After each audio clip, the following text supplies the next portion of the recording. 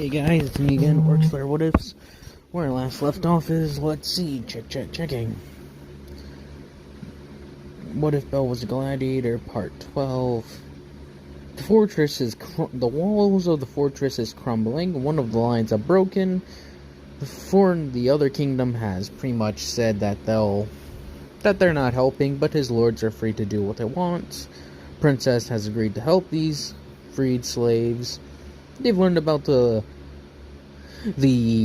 reputation of Belle, and the princess is eager to fight him, along with many of her lords and such. The lords are sort of getting a way around to go and fight the empire. The kingdom is sorta not in the middle, but it's not the empire doesn't lie between it and the ghouls. It's sort of somewhere in the middle between them, but far away.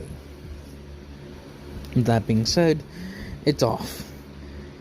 You come to see Belle just standing there with the rest of them. They are evacuating the fort, deciding that it's probably be a lot easier to hold a line than it is to try and hold the fortress without it crumbling around them. They remain 10,000 strong and are at the ready to hold a line that could last for months. So, yeah. As Bell and his forces are waiting, they wait, and wait, and wait. It's coming to realize that the enemies are nowhere near them. Bell has been keeping in regular contact with the other two garrison of troops, and that the second army, or the fourth army that was made to replace the old one that was destroyed, or that they've been reorganized and such, and have launched a successful counterattack and have pushed them back. The fortress is still gone, but that doesn't mean they can't really make their own fortifications. Bell stating that they haven't really had any contact with the enemies around his area. The Emperor saying the same. Sorry, this was trying to yawn.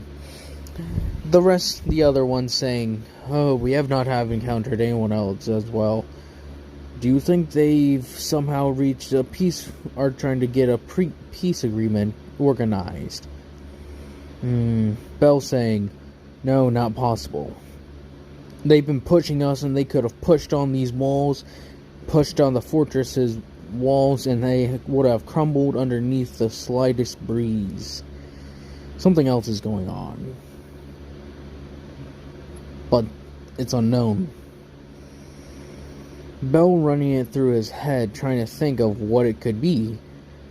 Aaron and the others are there as well. Well, Aaron is as Bell's personal second in command. That if Bell was to die, Aaron would take over. He's the second most respected man there in that entire troops. And Bell's size has capped at 7'6", is what I believe. I believe I said he was 7'2". Size has finally capped at 7'6", since he's now 24. And since I heard that men can keep growing until they're 21 and such. So in those years, he grew to his full size, having his armor and clothes slightly adjusted to work with this, by a mere 2 inches. But, as I said, they're waiting. For over a month, there's no action to be had. They are quite literally just sitting there waiting with their hands behind their back. And the berserkers and such, the more battle hungry of their forces, are getting restless, saying that, "Why don't we go out and charge? Find as many as we can. We can them even more." Bell sort of having to quell these troops, saying that they aren't here. We have our... Sorry, I'm trying to... Especially the Angel's Fury, or the Angel's Vengeance, calling for this as well, saying that the angel needs to be more blood should be spilled for the angel. But Bell trying to have to ring them in, saying that he wishes to fight the enemy just as much as them, just that we're having orders, and if we go out there, our entire little army could be encircled then butchered. Sure, it would be a very slow and every step would be agonizing for dozens of troops, but for every every few dozen of them, we'd lose a troop. From what I hear, their armies are quite vast. And we aren't getting reinforcements, so every troop that we have now counts. As he's saying this, you will hold the positions for as long as possible. When we get the order, if we get the order, then we'll charge in. Understood? This being said, they're like, yes, sir. Yes, Warhound. Very good. As he walks away, some messenger comes over, like, since this was sent by the Empress, bringing him a message. What is this? The Empress told me to bring a message to our generals. I'm like, let me read it. Starts looking over it. He's like, everyone can see his shift is that it goes from normal, neutral, to annoyance and rage. What's wrong? The kingdom has not sided with us, and is in fact in more of support to the tribesmen and mages and the freedmen. So, and he has stated that apparently that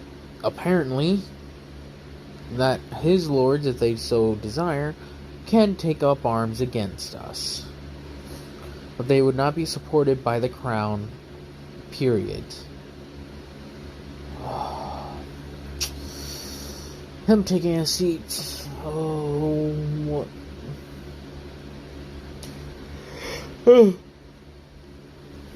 Is there anything else? The queen is thinking about suing for peace, because with the reports she's been receiving from the battle lines, from the from the telepaths and such, she can tell things are going sideways.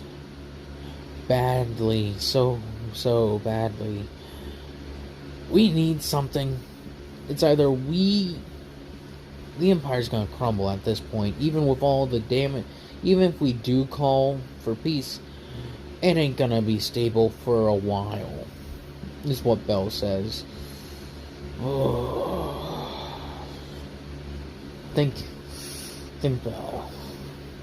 So, are we done fighting? I think so for now.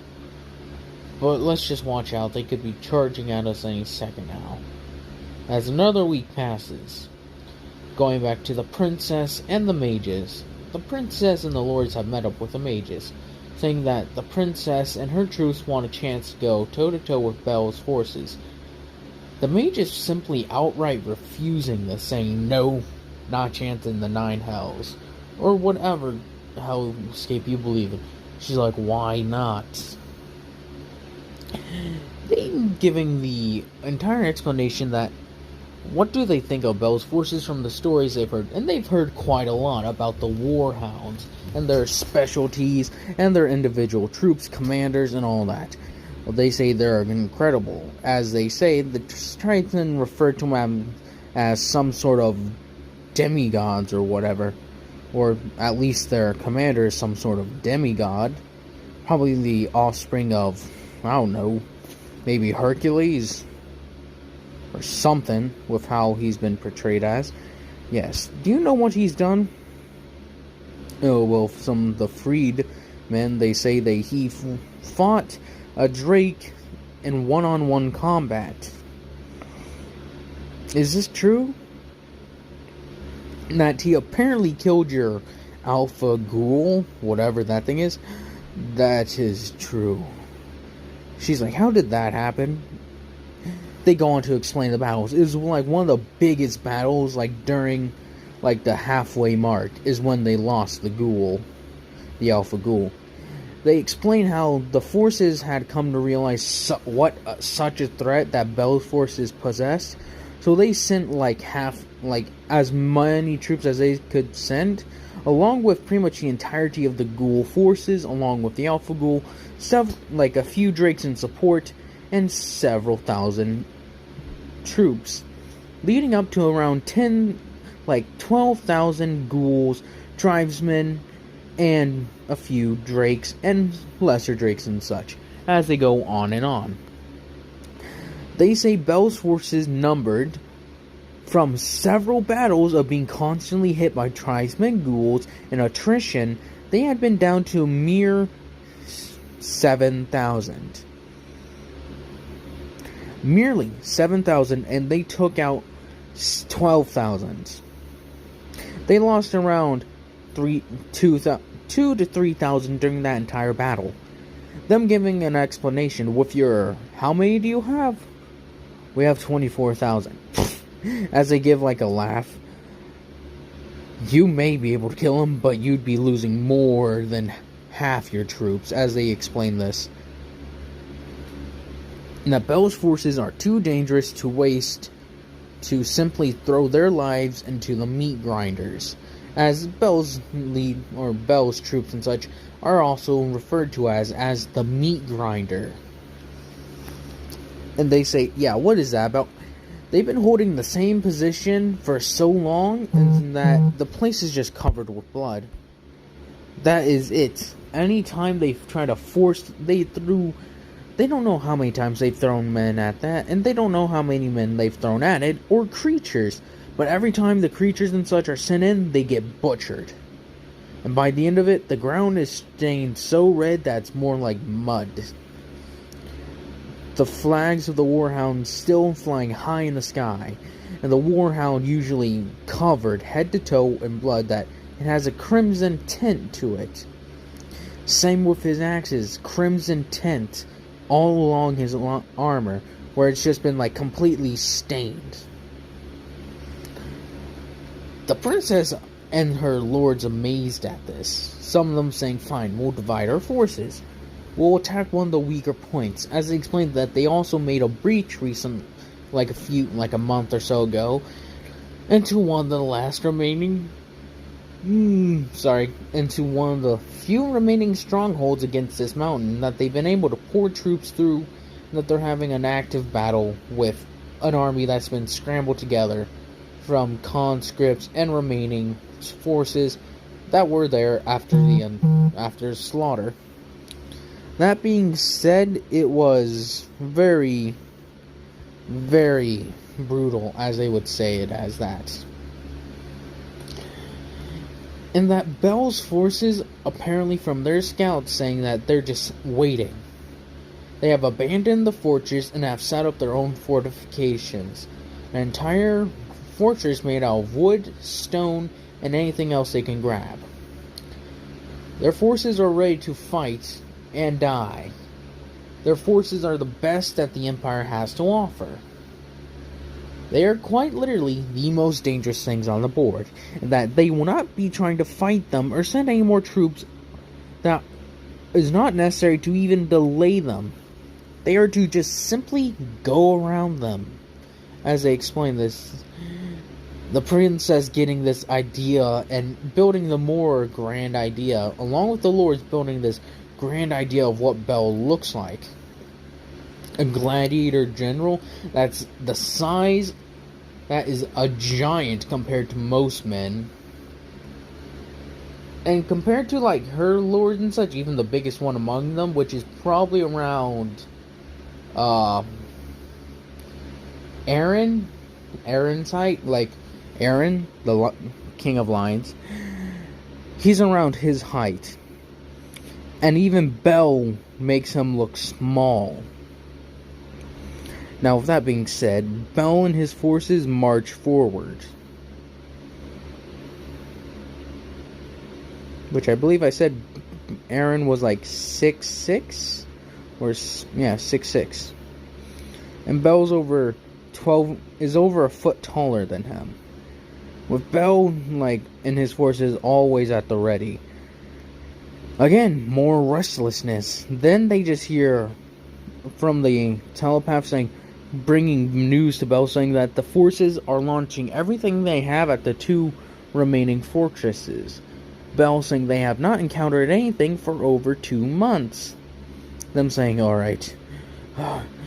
At this point, the fortresses are holding strong, but they're getting attacked by every side. The princess and her forces are leading attack on the battle that's been raging on for a while to break through.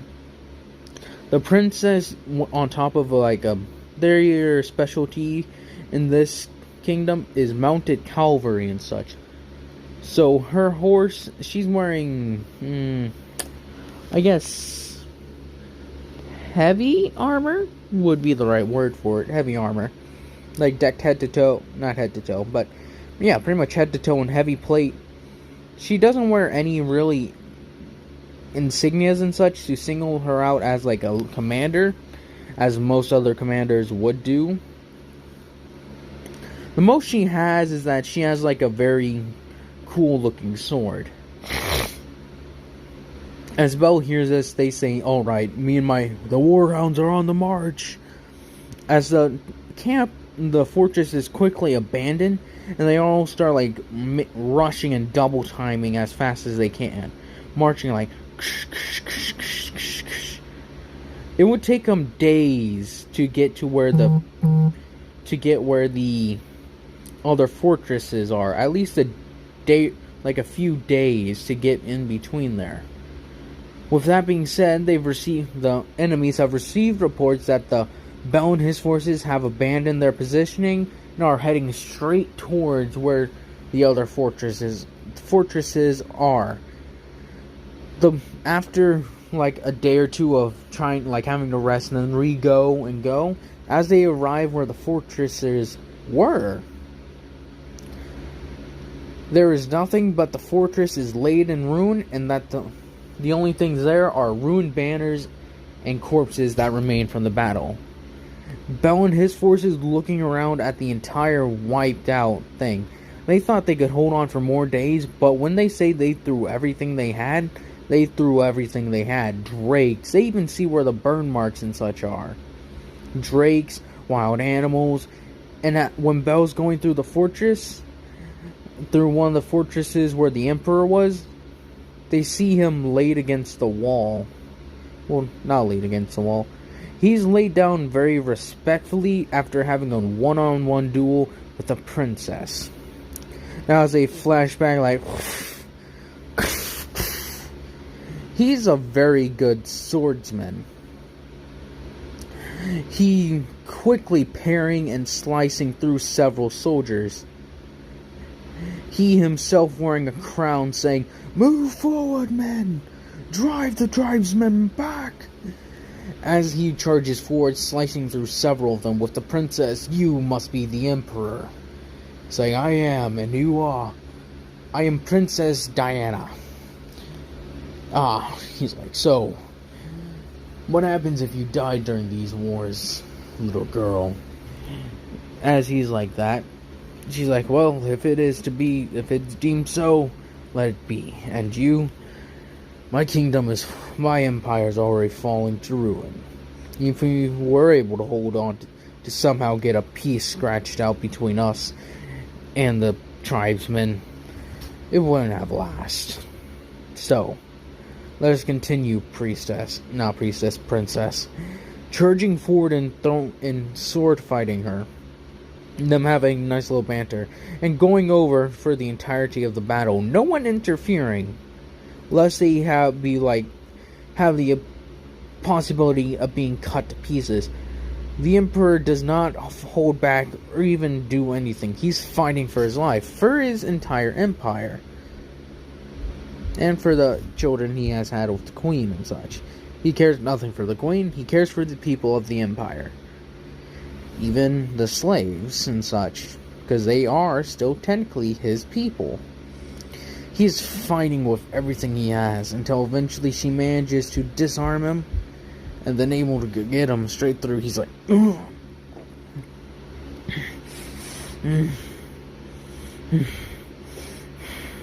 As he looks down at his wound, he's like, oh, dang it. As he like falls down with the rest of the warriors and such, either surrendering or just dying, he's like laid down gently. He's like, well done, princess.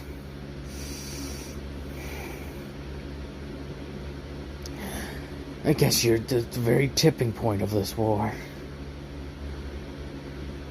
Oh, as he's like, just finish me off already. But I'll give you advice, little girl. Don't fight the warhound. As he says this, he is far greater than you or I. If he was, and if he had anything to say about it, he would have put him in charge of the entire military force. But he didn't have that option. Otherwise, all the lords, as he would say, as he's saying, like, the lords would have had thrown a big fit hearing that a slave, or freed slave, was commander of the armies. Because they don't know how good he was at fighting and leading. See ya, may the gods favor you in this war, princess. As he finally just limps down. Bel never really had a hate for the emperor. He more or less respected him, is that he did everything he did for the empire. And the empire had been using slaves for so long, it'd be nearly almost impossible to get rid of it without some very bad issues coming up. So, as that being said, warhounds have no idea what to do. They're pretty much squatting in ruins and such until they can like figure out a game plan. Bel receiving orders through the telepath saying that the Empress is sending orders for him to get here now and to defend the capital. All the lords have brought all the remaining forces together and that they're preparing to just defend this place. They've been bringing troops over for the entire thing, and they are ready to make their last stand. Bel essentially saying, are you crazy? They wouldn't be able to hold the entire capital for a long period of time. They said they rolled over the emperor, your husband's personal fighting force, and two other castles. They say yes, but they avoided you. That says something. If that we can get you here, you can possibly be the tipping point in this. Him thinking, what does he do?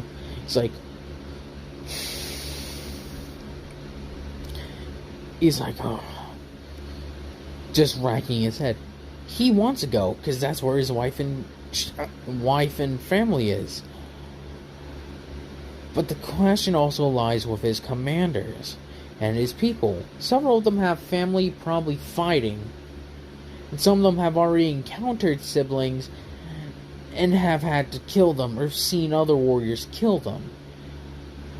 So everything's not really that stable at the moment within the warhounds. Some of the warhounds saying that they should just, at this point, revolt and join the tribesmen. Others saying that if we don't, that their families are still slaves and that they're being held.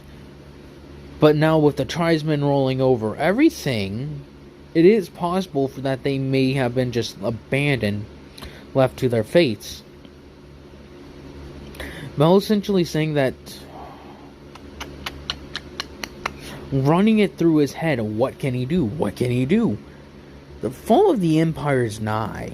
The war has gone on and the empire is severely drained. He'd be surprised that if the capital lasted for a few months. With the sheer force of numbers and beasts and such at their disposal, there's no way that they can hold there's no way that the walls of the capital will go unbreached. They will be breached, and that will be then a fight in the streets, which would lead to more deaths. The Empress at this point trying to cling on to every bit of power she can still have. Her not yet realizing that, still having the faintest hope that they can win, they can live through this. She has no idea how wrong she is. Bell deciding that he'll leave it up to them, that if they wish to stay and fight with him to help him retrieve his family, very same family that he and as he has done to save their families before. That when the ghouls and when the tribesmen came over the entire thing, the other lords abandoned him, trying to not liking do this, but he's playing upon their whole they owe their lives and their families' lives to Bell, that he did not follow orders, and instead of falling back, held an entire horde as they came over the bridges.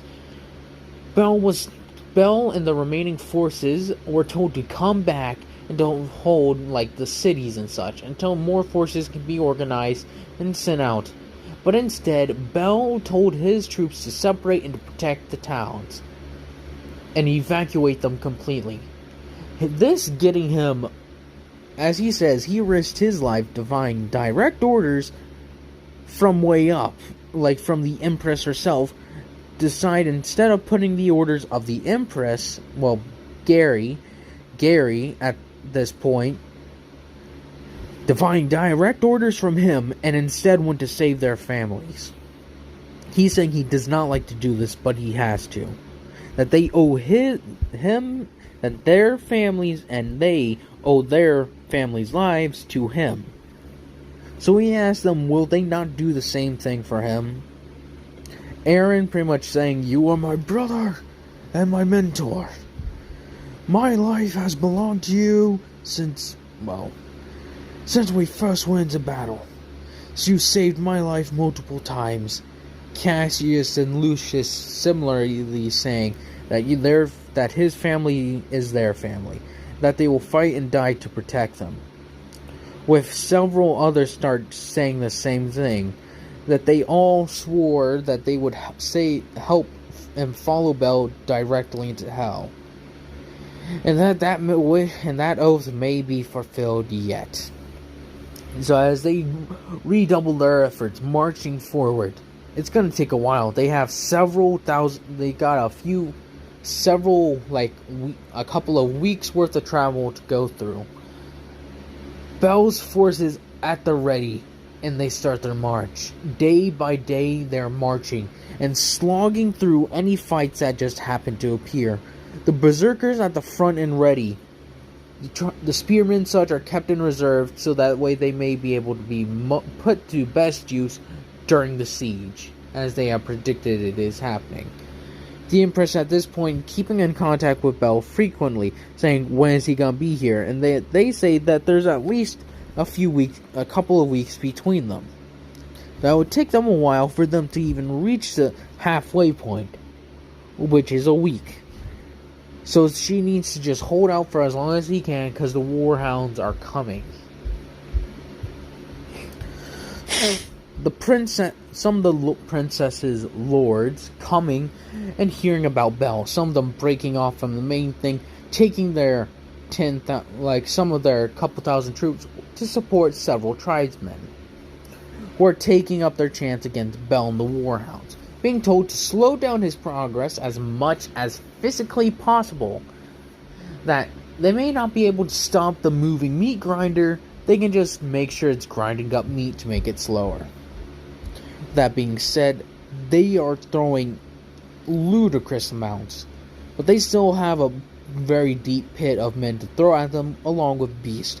One of these battles with the Lord saying, flying the banners up high, with the emblem of his family flying high, with a couple hundred over 1,000 cavalrymen at the ready. Bell's pretty much his berserkers at the ready to come charging in.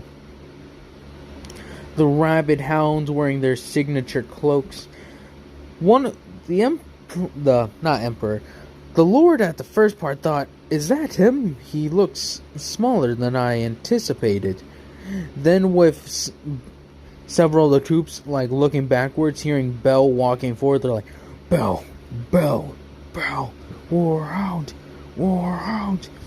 With Aaron stepping out of the way, revealing this giant man, this giant, absolute giant man, towering over any troops.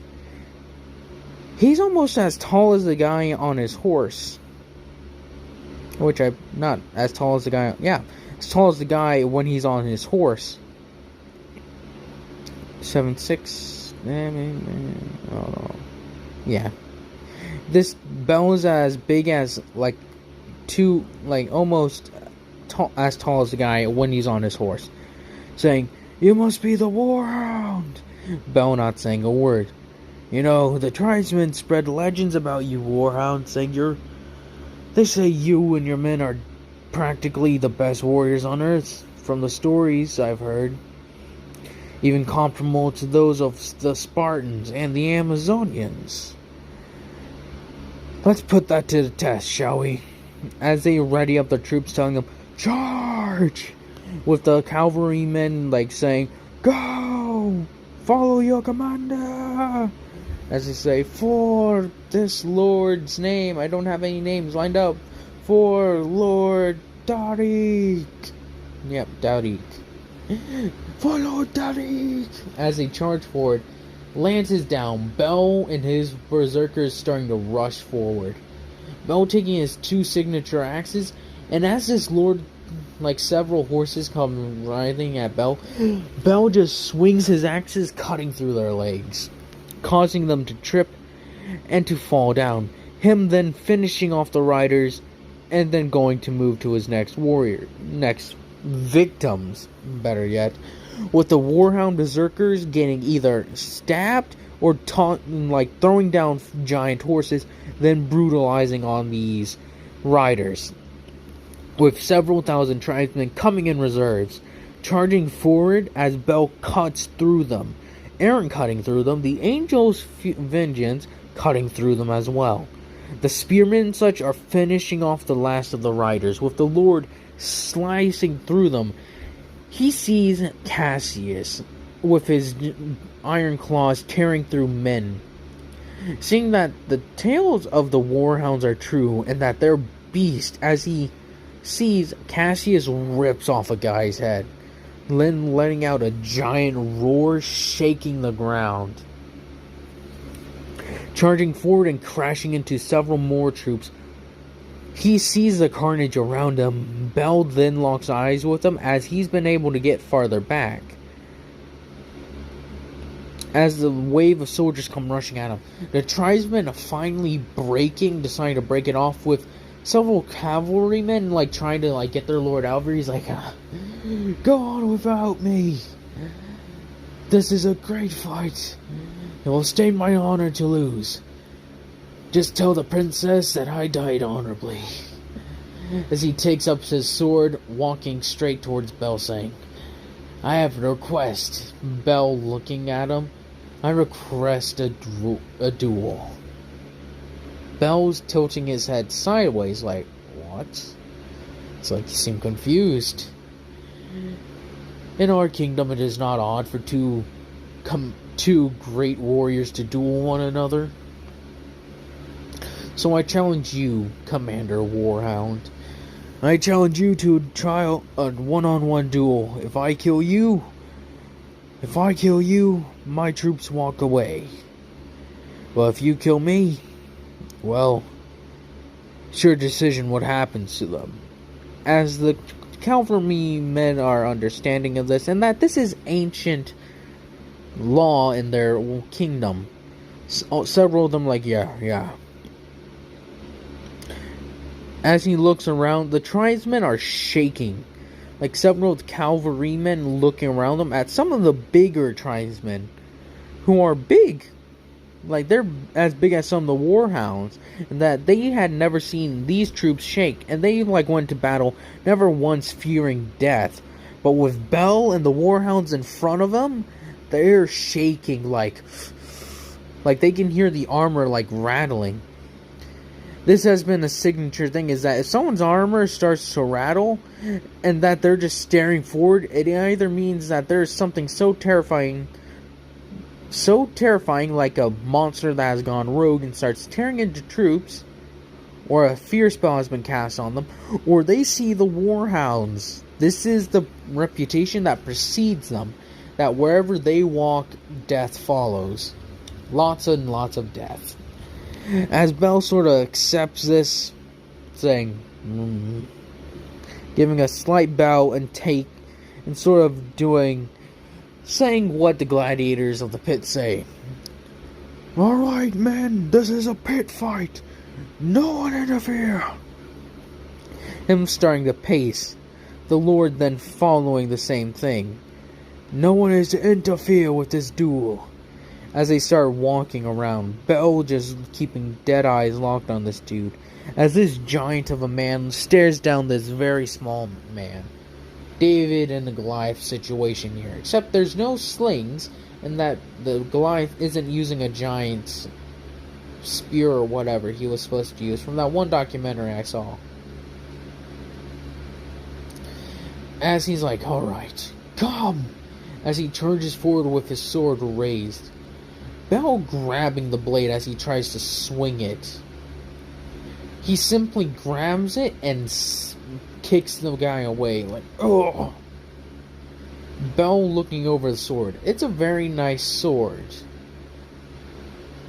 Unbeknownst to Bell, this sword is generations old. So old that it was probably there during some of the first battles of the kingdom. But through some masterful, keeping it in shape and such, it has not withered since Bell looking over the sword. It has some decorations and some tick marks and such, like how they show tick marks on a weapon or something, show how many kills they've gotten with it. Long since it says it has taken over 20 to 40 lives. Bell looking at it, finding it pretty interesting, throwing it back to the man, saying, "Pick it up." As this man comes rushing at him time and time again, Bell deflecting him and battering him aside. This man slowly being battered and bruised, Bell at one point just straight up cracking him in the head. Bell is not wanting to kill this man, but he realizes he's wasting time here. So as this man stands up a second time, Bell pretty much kicks him down and punches him down, raiding the axe until he stands up and dodges out of the way, he's pretty much coughing up blood right now. His leg is broken, his arm is broken. He can barely lift the sword as it is. Takes one last swing and then kicks him down one last time. Him going to stand up, Bell puts his foot on him, saying, "Down." When he sees that this man is unwilling to give up, that his perseverance and his wanting to fight the duel to the death is unmatched by many others, Bell deciding that, typically I would kill a warrior such as this, but he has impressed me. Bell taking one of the chains wrapped around his waist, tying it around the weapon, picking the man up, saying, "Make sure your weapon doesn't fall out of your grip again," as he tosses him down. The man pretty much unconscious, and as he shouts, "Move out of the way!" screaming orders at the top of his lungs to the enemy army, causing them all to just freak out and part like the Red Sea. Bell and his forces then rushing forward to keep on going and towards the siege capital. And this has been decently long, and I hope you all have enjoyed this. And again, to let you all know, I have a lot of ideas lined up, and I wouldn't mind adding some more to the bucket. And if you make some interesting ones in the comments, I'll discuss it with you and see if you can give me an idea of how that would work. like how the ability itself would work, and I would just find a way to make the story. Anyways, I thank you all for watching. I hope you all have a nice day, nice night, nice life.